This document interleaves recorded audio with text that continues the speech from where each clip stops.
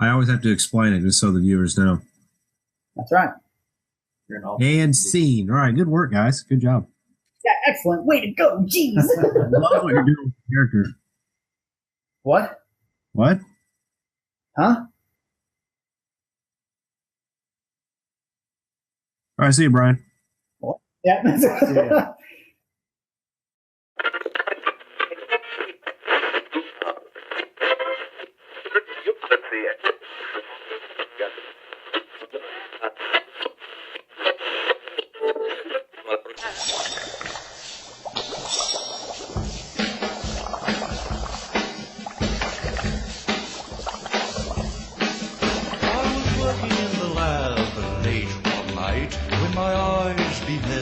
An eerie sight, for my monster from his slab began to rise, and suddenly, to my surprise, he did the mash.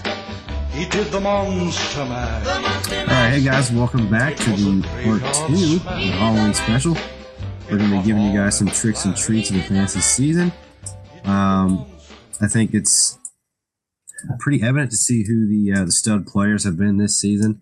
But the first one on the list is the rookie sensation, Kareem Hunt. Easily. After fumbling on his first carry of his NFL career, Kareem Hunt has absolutely destroyed the hearts of many people. Yeah, this last week against Denver was the first time he's seen Newman. Yeah. First time under 100 yards total. Yeah. Yeah. He's something special. Obviously, there's definitely some room for improvement. I think his numbers are absolutely tremendous when it comes to receiving and rushing the ball. I'd like to see him score a little bit more, but that Chiefs offense has been pretty balanced. Definitely. I think teams are just starting to figure him out, how the Chiefs like to use him, and he's slowing down now. But I think he's going to start scoring more. I mean, they have the playmaker and Tyreek Hill and Travis Kelce, and with him, they just you can't take all three of them. You have to pick one, maybe two. That third one's going to take over. And this last week it was Kelce. Tyreek Hill's had his moments. I think Kareem Hunt's going to find the end zone more often than not the rest of the season. Yeah, it's getting cold, so chances are they have that ball's hard to catch in the cold weather, especially at Arrowhead in December. Yeah. So the Chiefs are going to be relying more heavily on the ground game. Being able to pound it out against people. Yeah, and Alex Smith has always done well in the warmer seasons, but when it gets colder, he does not. His passer rating and everything goes down. And I think they're going to rely on that short passing and Kareem Hunt. Yeah, and piggybacking off of that, I guess very quickly, Alex Smith has yet to throw an interception this year. Yeah, so, that's crazy. It is crazy. He's 16 touchdowns and no picks. Absolutely. Yeah. I would have loved to seen him have these weapons before in his career. Yeah. Not just now. He's had nothing really besides Jamal Charles. So it's kind of nice to see that. I hope he doesn't throw a pick the entire season. I don't think that's ever been done. It would be amazing if he didn't. And if he does, it won't be his fault. Calling it now. I would like to have that kind of record from what I remember is David Guerrero. Yeah, he had 26 touchdowns and 2 picks. Yeah, he was always getting sick, and I don't remember his disease. He had Crohn's disease. Yeah. That's rough. It is rough. We won't talk about that anymore. Let's bring us down. But yeah, Kareem Hunt, definitely a treat. He's probably the Snickers bar of NFL. Reese Whip. Reese Whips. Yeah. Reese Whips. I don't know. I'd have to. My personal favorite candy is the Fastbreak, so I'd have to give him that.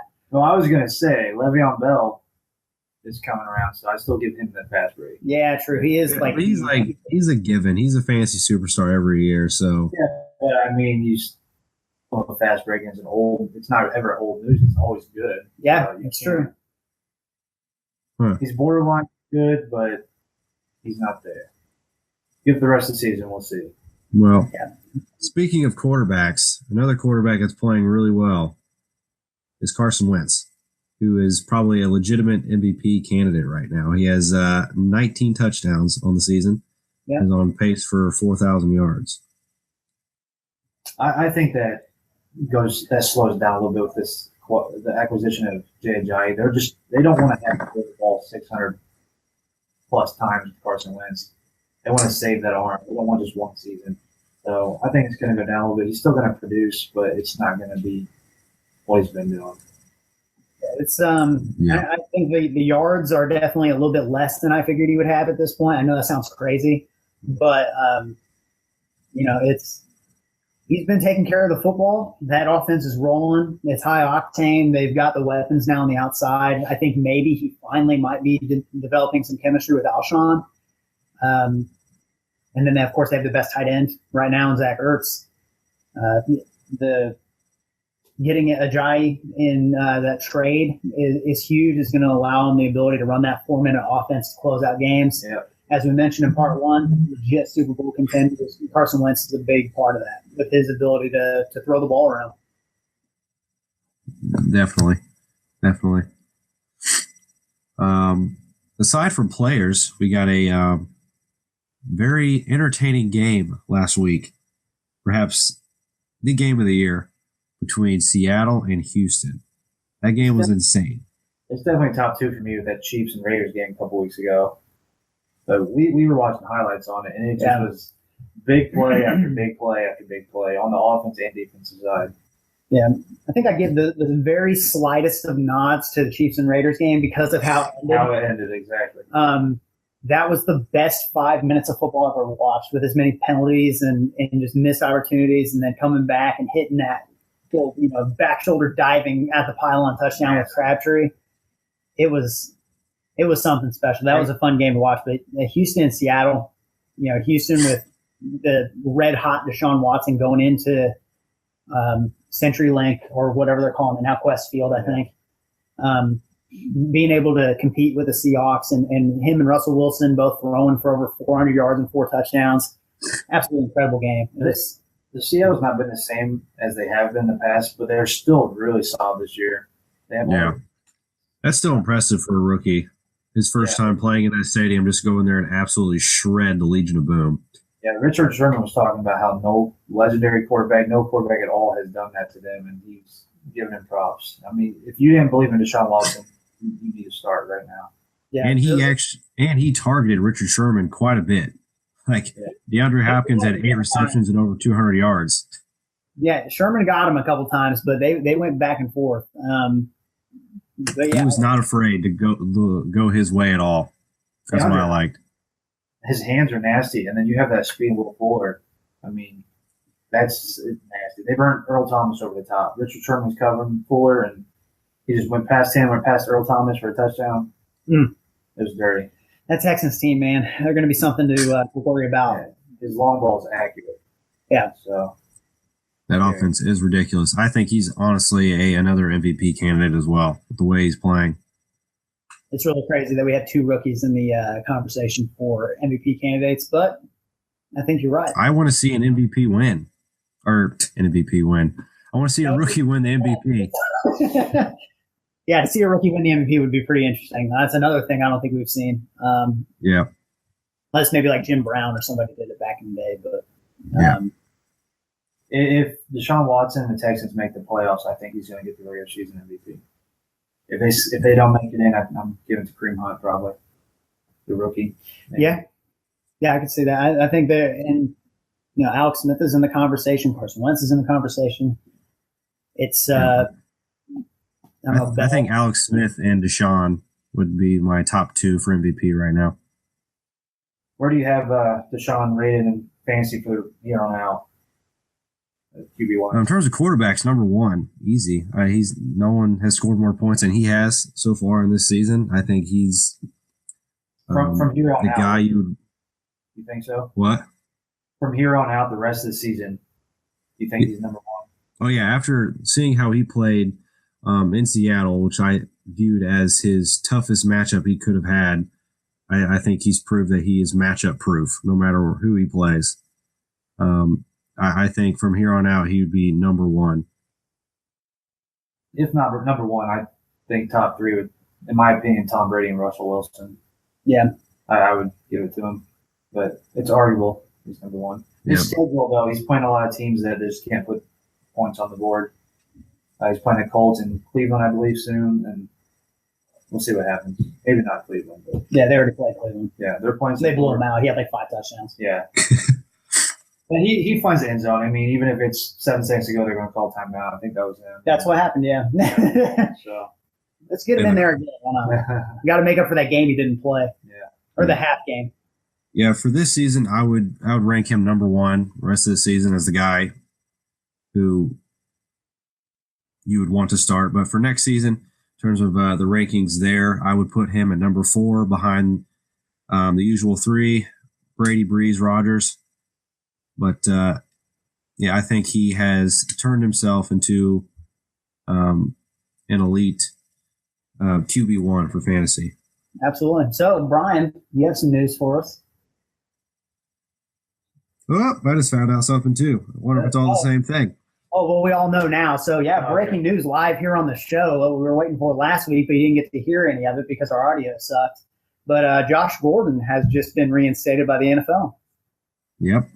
So, hasn't played in a game since December of 2014. Honestly, I think I don't trust him at all. Yeah. If you had him in that year, I can't remember, it was like 2013 when he went absolutely insane for the last 10 weeks of the season. Yeah, Brandon Whedon as his quarterback.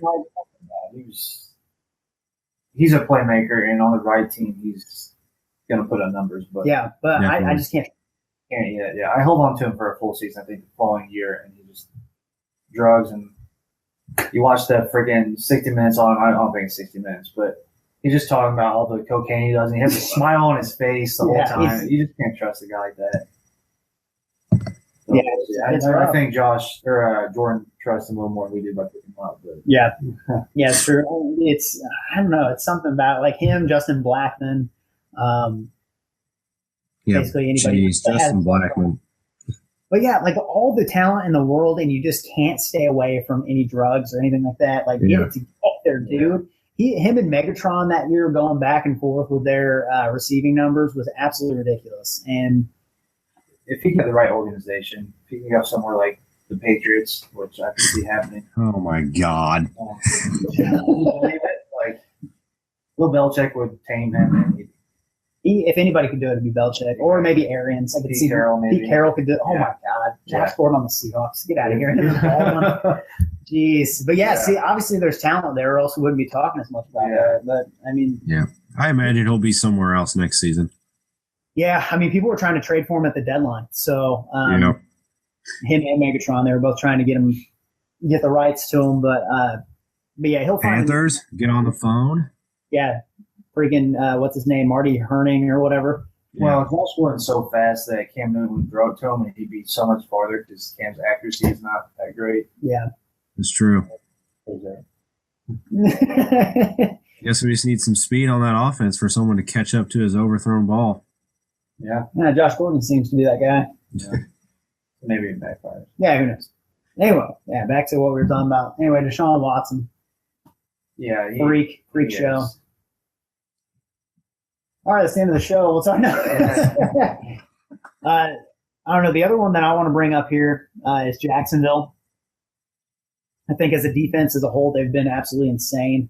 Multiple 10-sack games. They have 33 on the season with 9 fumbles and 10 picks. Couple of defensive touchdowns. Jacksonville's D is ridiculous, and they just got better because they acquired Marcel Darius. Defense is going to be shorn up. That's what they needed. Yeah, and that pickup alone could win the division in my eyes. Yeah, because their pass defense is absolutely it's the best. Yeah, it's terrifying. They're the new Legion of Boom. 100%. Yeah, another matchup I'm definitely looking forward to is the second game between the Texans and Jacksonville. That offense versus that defense will be good. Yeah, hopefully it gets flexed to a primetime game. They need Fournette to come back, and if they do, that division's theirs in my eyes. No, I know we love the Titans, but well, at least somebody does. Yeah, and you do. The Texans and Jags are just too good. I think they're the class of the division. Yeah. There's no question about it. Which is crazy because it used to be the Colts. Yeah, now the Colts are off. It's rookie class, man. It's past 2 seasons. 2 seasons, yeah. Yeah, Jacksonville's finally putting it together, and Houston's always been good. They just now got their quarterback. So, they play each other. I think Jacksonville's going to take it over. I think that's going to show a hole in Deshaun's game. He's made some questionable plays in my eyes. He's still solid, but I think Hopkins' hands are what's saving him some of the time. He's not. Yeah, just Jacksonville's just a quarterback away. They'll be set. Yep, we've been saying it all along, I tell you. So Jacksonville and Houston play Sunday, December 17th in Jacksonville. So it's a 1 o'clock game. That would be a good one. Yeah, they need to flex that to the night game. Yeah, it's week 15.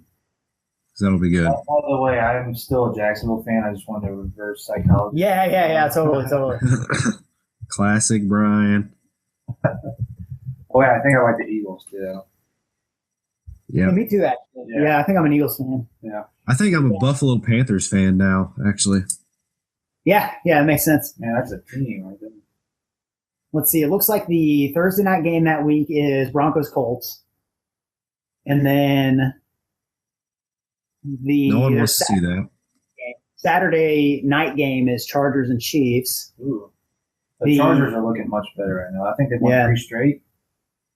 I think they were 0-4 to start. Mm-hmm. They always start really slow. Well, they did just lose to the Patriots. Yeah. Oh, okay. They're 3-5, 3-6 now. Cowboys and Raiders is the Sunday night game, and then Monday night's Falcons-Bucks. So give us Jags in Houston, dude. Yeah. Instead of Cowboys Raiders. That's what I'm thinking. I'm thinking so, too. Or even Pats and Steelers is that same weekend. That's a good week of football. That is a good week of football.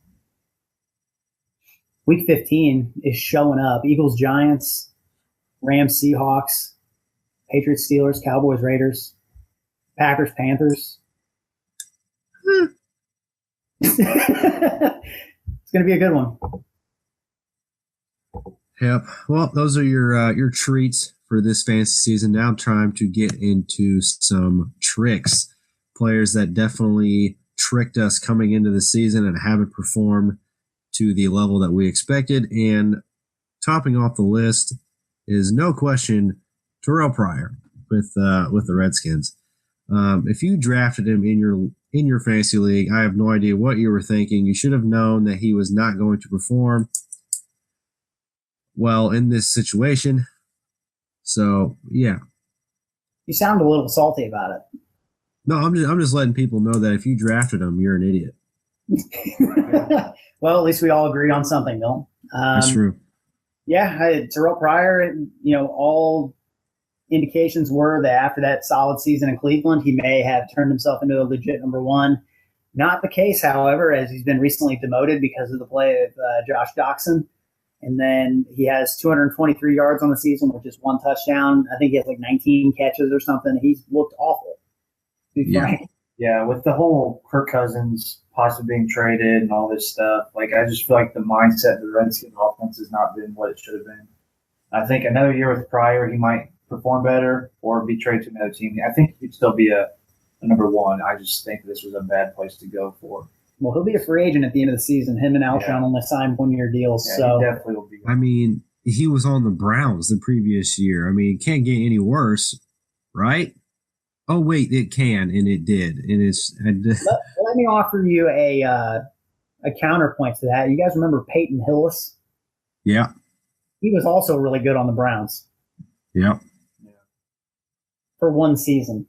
And then he left. Well, Brock Osweiler was bad on the Browns, so I mean, Where did he go after the Browns? Went to Denver. Denver, okay. Or no, he was drafted by Denver, then he went to Kansas City. Okay. So Denver, then Cleveland, then Kansas City. I mean, there's people that do well on the Browns and people that do bad. Crowell's having a bad season. They thought he's a talent. They love him. You think you do well, he's not. So, I mean, we can't base off that. It's true. I think next season will probably be the deciding factor on if he can play in the NFL as a receiver or not. Yeah, I just don't think that the Redskins offense lends itself to having one star player.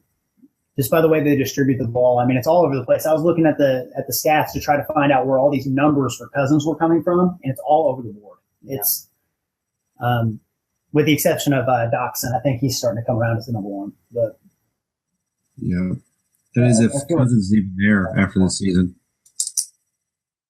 Yeah, it's I don't know. It's gonna be interesting. I think Jags is the popular spot for him after this season, but yeah, we'll see. Yeah, everybody would have thought the 49ers too, though.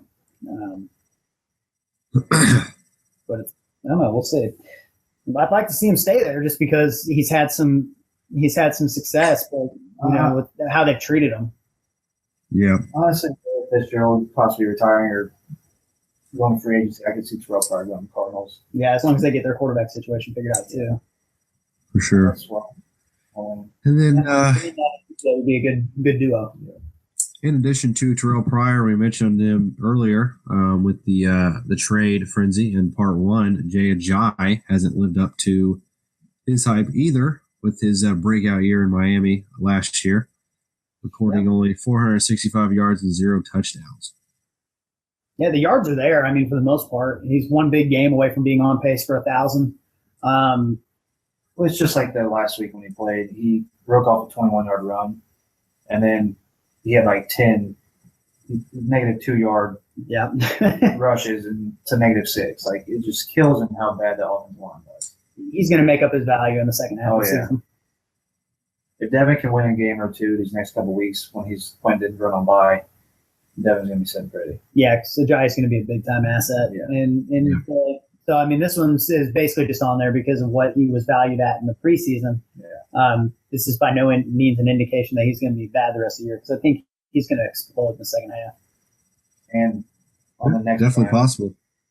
The next guy we're going to talk about is going to explode, I think. DeMarco Murray. They're coming off the bye. His hamstring's a little bit better. When he's in there, it's not a timeshare. He gets a majority of the carries. I don't care. Everyone changes their mind every week. If Henry does one thing or Murray's hurt, but every time he's in there, he's playing. Yep, that's true. He has been by far the best running back the Titans have, regardless of some people's opinions, Dylan. Mm-hmm. Murray is the trusted back in Tennessee. The timeshare thing is going to be there. Yeah, they're going to let Henry close out games, but Henry struggled against the Browns. He's only had like one really good game. I think Murray with a healthy hamstring and more importantly, a healthy Marcus Mariota and Corey Davis in the lineup, that offense is going to start to be able to run the way it should. And have a really easy schedule the rest of the year. Yeah, they're gonna go on their veteran. They're in the playoff race. Every game matters with Jacksonville and Houston, who we talked about. Yep. They're going to lean on Murray, and I think that he's going to produce a lot more for fantasy. Yeah, you guys said it best. The only thing that's been holding him back really from producing is that hamstring injury. But I think coming off the bye week, having some time to heal, he'll get back going. Yeah, everybody's healthy off the bye, so that's the biggest thing for the Titans, especially for Murray heading forward. Yep. Next one, Brian. The biggest boomer bust in fantasy football. I don't know. I called him going off one time, but I think that's the one time in 3 or 4 years he's played he ever did anything. Yeah. Amari Cooper. Oh man, Amari Cooper has been an enigma so far. Yep. You either see him or he's not on the field. He's all over the place. He just half of his yards were in that one game this season. Yeah, and all of his touchdowns. There were 2 or 3 games in a row where he had one catch. It's just, boomer bust is defined by Mark. Yeah, I can't even say that he's like a matchup guy either because he's had easy matchups and still hasn't gotten the catches or the numbers. So he's a confusing start for me, especially being like a wide receiver 1 on his team. I don't understand how he's not producing. Coming out of college, he was my favorite receiver, and his hands are there. He runs crisp routes. You look at all the abilities, and he just seems like he should be producing. He's dropping the ball. I have no idea what's happening with him. He's got butterfingers, man. Yeah, it's true. Sticks of butter on his hands, but yeah, you look at his numbers for the season. At the halfway point, they're not too bad, but then again, when you look at his breakdown, he had that 19 target game against Kansas City where he caught 11 balls for 210 and 3 TDs. Fun fact, up until that week, he doubled his production in that one game. So weeks 1 through 6, he had about 110 yards receiving. Week 7, he doubles that, and then he goes back to reality in week 8 against Buffalo when he gets 5 catches for 48. That's a solid defense, though. It's a solid defense. I think with them playing Miami this week, it's going to be a test for him to see if he's going to stick around the rest of the year. Yeah, outside of Denver, and then obviously they have a bye in Week 10. He has a much better schedule, easier schedule. So if he's improved these drops and the problems he's having under the lights, I think it's about to happen, but we'll see. Yep. And then lastly, we have T.Y. Hilton here. I think it's pretty obvious what the problem is there is that Andrew Luck has not been present all season. Hey, his stats are really good when they're winning, but when they're losing and they're not throwing to him, or at least putting it in the facility for him to catch it, for fantasy purposes, he's getting destroyed. Yep. So, I mean, when teams know that's where you're going, it's kind of hard to make things happen. Yep, I think Brissett has been able to get him the ball like in a couple of games, but for the most part, he's been pretty much non-existent.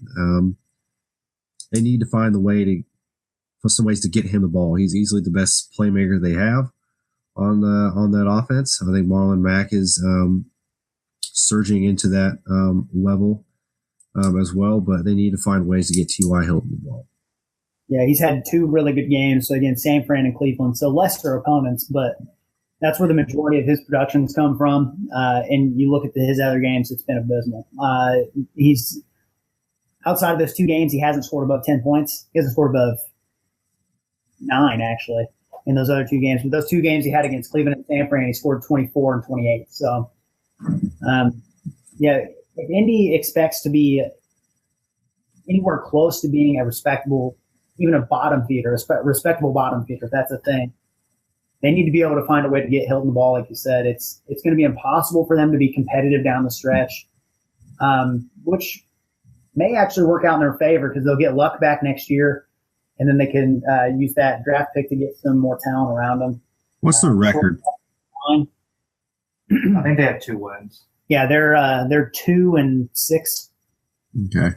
Yeah, I think their biggest need to help that offense as a whole is they need help on that offensive line. Their coaching, their offensive coordinator, Chuck Pagano, and everyone, they don't know how to call plays for Hilton. They don't know how to set things up. And on top of that, you watch Brissett, he just holds on the ball way too long. And then when the heavens are around, he tries to muscle out, tries to get a couple of yards and get sacked. That's true. I think and as well as that he's still learning the offense too. Yeah. I mean, I think they put him in there way too soon. He needs to pull Deshaun Watson and T.Y. Hilton is Hopkins. Yeah. And you need to just throw the ball down the field and make him let him make plays. He's fast. He can catch the ball. You need to get the ball into your playmakers. Yep. I mean, if you're not going to win games, at least go out there and have fun. Because, I mean, Pagano, when things are going bad in life, you tend to understand the situation and you know that things aren't right. There's no chance that Pagano and Chudzinski and everybody that's in Indy right now knows that they're going to have a job next year. So finish the season out, have some fun, get creative with T.Y., get creative with Marlon Mack. Jack Doyle had a nice game last week. Moncrief has been almost invisible all season. Like, get some of these guys involved. And if you're not, you just sit them and wait till next season. Yeah. Don't waste your time putting them out there and not using them because that's just risking injury. Yeah. You go out there and you use your star players or you just might as well just phone it in. I mean, it's just, they'll figure it out. Maybe they won't win a lot of games this year. I think they're going to get buried in the South. But, ultimately their trump card is sitting on the bench right now with a bum shoulder. Who knows if he'll ever be right ever again. And Brissett's not helping that case because every time he gets hit, Luck feels it. Yeah. He sees how bad the offensive line is. You need to get rid of the ball from Brissett. Yeah. Like you can hear me. Oh, he's watching. Platform. That's right. So, yeah, I mean, that's basically – that's all we got to say. So what we're saying is Indianapolis, come to us 3. We know how to run your team way better than you idiots, and we'll make things right for you. Yep. I'll quit my job right now if you come to me and be like, hey, I'll be the cheerleading coach. Cheerleading coach? Yeah. Yeah. Speaking of Indianapolis, this is Oh, yeah, I heard about this earlier, if I know where you're going. yeah. Speaking of Indianapolis, Indy just got chosen to host the 2022 College Football Playoff Championship. Yeah, I think that's super cool. That's going to be awesome. Yeah, that's awesome. It's going to be very expensive to get to, but given the chance, I think it's got to go. It'd be awesome. Yeah, we would have to buy tickets extremely early, probably before the season even starts. Yeah, get ready to watch Alabama and Ohio State. I can't wait. Yeah, but I think that's cool. Finally, a big event's coming back to Indy, so if interested, I would definitely like to go. That's right. And to further our report from earlier, Josh Gordon's going to be meeting with the Browns, and he can't be activated until November 27th. So he is reinstated, but he cannot be put back on the active roster until after Thanksgiving. That's like week 13. Roughly. Yeah, it's right around that area. It's right before the fantasy playoffs. Yeah. Nice. So there's that. Well, breaking news, hashtag pod with no name. You heard it here, folks. That's right. Even though by the time you hear this, it's old news because this won't be up for like 3 hours. So. Yeah. Well, any last tidbits, guys?